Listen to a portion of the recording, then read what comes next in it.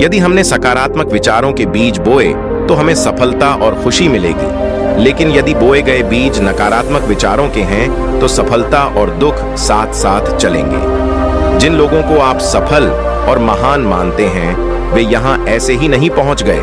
उन्होंने अपने विचारों पर नियंत्रण रखकर अपना चरित्र ऐसा बनाया कि और इसी चरित्र के बल पर उन्होंने महानता की ऊंचाइयों को छुआ।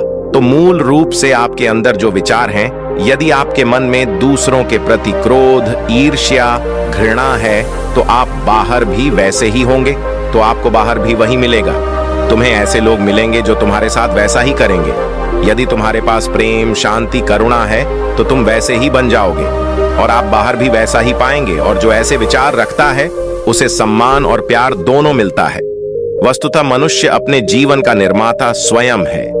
वह इसे बना या बिगाड़ सकता है। मनुष्य अपने चरित्र का निर्माण अपने कार्यों और विचारों से करता है, अपना समुदाय बनाता है, अपनी किस्मत खुद बनाता है।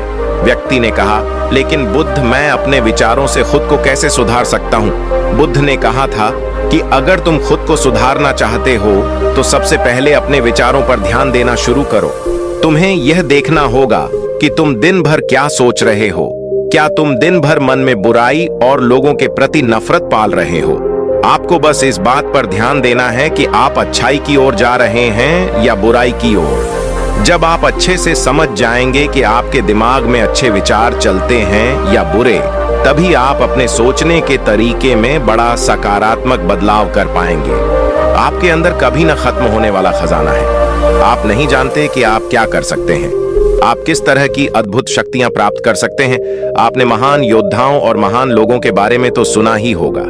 यदि आपको उनकी शक्तियों पर विश्वास नहीं है, आपको बस यह मानना होगा कि आग के बिना धुआं नहीं होता। जरूर उनमें कुछ तो बात होगी जिसकी वजह से उनके बारे में इतना कुछ लिखा और कहा गया है। तो वे कौन लोग थे जो दुनिया में महान योद्धा और आदर्श के रूप में पूजे जाते थे? अगर हम थोड़ा और गहराई से सोचें तो ये वे लोग थे जिन्होंने अपने भीतर के अटूट खजाने को पहचाना। वे लोग अभ्यास करते रहे और सभी की भलाई करने वाले लोगों की मदद करके खुद को बेहतर बनाते रहे और वे दुनिया में महान और अमर हो गए। और अगर आप भी ऐसा ही करना चाहते हैं तो सबसे पहले आपको अपने विचारों पर ध्यान देना होगा। बुद्ध ने आगे कहा, एक मानव मन बगीचे से तुलना की जा सकती है। जैसे बगीचे को साफ और सुंदर रखना, समय समय पर उसमें उगने वाले खरपतवार को हटाना पड़ता है, रोज पानी देना पड़ता है, पौधे की देखभाल करनी